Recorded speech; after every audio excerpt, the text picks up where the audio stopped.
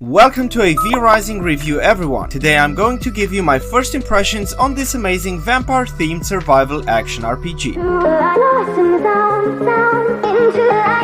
My experience in V-Rising left me absolutely amazed, and I did not expect this game to be as good as it is. Now this might be also because I am not a big fan of vampire-themed games, as every single one I stumbled across was just a complete disaster. But with V-Rising I had a whole different game experience. This game manages to combine survival elements with a great action-packed combat system that does feel fresh and satisfying every single time you engage in it. For the first time after a quite few years, I finally found another game that gave me this feeling of being this supernatural creature that is extremely powerful and that has to hunt others to satisfy its hunger. All this reminded me of the good old days when I played Prototype and was just amazed of how good everything felt. The vampire abilities and magic spells are another great aspect that have to be mentioned. The fast-paced dash ability and the unique magic powers all add up to this feeling that I mentioned before. There are quite a few interesting ability combinations that you can choose from to customize your vampire in the way you want. Each of these spells come in the form of unlockable skill trees that do make part of a magic category that buffs your character in different ways and offers it all sorts of advantages. For example, frost magic spells do have a slowing effect on enemies, the illusion category is all about tricking them, and the unholy one does let you raise the dead and control them, making you some sort of vampire necromancer. Ability points are unlocked every time you defeat a world boss and absorb its power. Also, while doing that, you will unlock different building recipes that you can use in creating your own vampire castle. V-Rising does also give you the opportunity to transform into different animal forms, and there is also a human form available for later on. These do also offer you quite a few bonuses. The wolf form lets you travel faster, the rat form lets you sneak past enemies, and the bear form lets you be this tanky bear that can also fight. The human, toad, and bat form are unlocked later, and I did not get to that point. There is also an option to capture your own horse, but that is also another part that I did not manage to get to yet. It is mentionable, of course, that this whole experience is way more enjoyable when you do play with your friends, as V-Rising does somehow want you to play with a group of people, but it is also playable completely in a single player mode. As you noticed, I was quite hyped about V-Rising's combat system that I almost forgot to tell you about the core elements of this game, which is the complex crafting and gear creation system, as well as the castle construction. Being a survival game, V-Rising will absolutely put you to work, and I really mean it. Between the amazing hunts, mini boss fights, and world bosses, you will spend quite a lot of time not only hiding from the sun because you're a vampire, but gathering and processing materials to advance in better gear and to upgrade your castle. As satisfying as it is to see how you progress into getting better equipment and literally notice you becoming a true vampire lord, the castle construction part makes this title shine alongside the big survival games out there such as Ark, Rust, and Don't Starve. There is literally so much to customize and to interact with. Each of the buildings have specific unique animations once they are active, sounds, and of course a specific purpose. Some of them are used to craft materials, others to protect you from the sun, others are used as a respawn and healing point, and some as storage or recycling. Not to forget to mention how many decorative items there are in this game, from torches to flying candles, statues, and all sort of other furniture. There is just so much to it. There is also a quite minimalistic but enjoyable farming system there that lets you plant your own crops and gives you the ability to build your own mob and rat farms. You can make your castle multi-leveled by adding staircases to it, and there is also a servant mechanic available for you to command your captured minions into doing your bidding. I personally do think that V-Rising alone is worth it for its building system. Combining the complexity of it with the game's nice combat and fast-paced movement, you do indeed get hours of gameplay, and do remember please that I did almost finish the first act of this game. There is quite more to explore in the following ones. Moving on to the world, the game map is absolutely huge in this game with different biomes that do host all sort of specific mobs to it. I did explore a fair amount of the map, but did not manage to get to see everything because the zones are quite related to your gear level, meaning that you progress linearly through them as you get stronger. They are not completely locked, so if you are a player that loves challenges, you can try to venture yourself into the high level zones, but do take note that if you get caught up in a fight, you will most likely get destroyed, and if you carry any resources with you, you will drop them, making it almost impossible to retrieve them again. get. There is a day and night cycle in V-Rising, and you do need to hide in the shadows most of the time during the day, because if you expose yourself to the sun, it will damage you and eventually kill you. I also noticed that there is a stat that does refer to as garlic protection, which does probably mean that at some point in the game you can also get damaged by garlic, but I do think that this is only available in the cities, and because they are quite heavily guarded and I did not get my human form yet, I could not explore them. Anyways, the whole zones feel inhabited, and you can see that the fauna and the NPCs do somehow have their own routines. On roads you will see sometimes skeletons or human patrols, you will see wolves hunting other animals, people fighting bears or undead, necromancers roaming the graveyards and doing rituals in the woods, and many other interesting sightings. As I did mention at the beginning, V-Rising did surprise me in a great way. It got me instantly hooked and made me want to play it non-stop. There were absolutely no game bugs or game crashes that I encountered, so we can say that it is very stable and optimized indeed. Everything in V-Rising did feel fresh and great, and even the more grindy aspect of it did not feel boring at all. For me, V-Rising is a 10 out of 10. With this being said, we come to an end of today's episode. If you enjoyed it, please do subscribe to the channel, like and comment down below, as well as hit the notification bell so you don't miss on the latest gaming news. See you in the next video. Respect.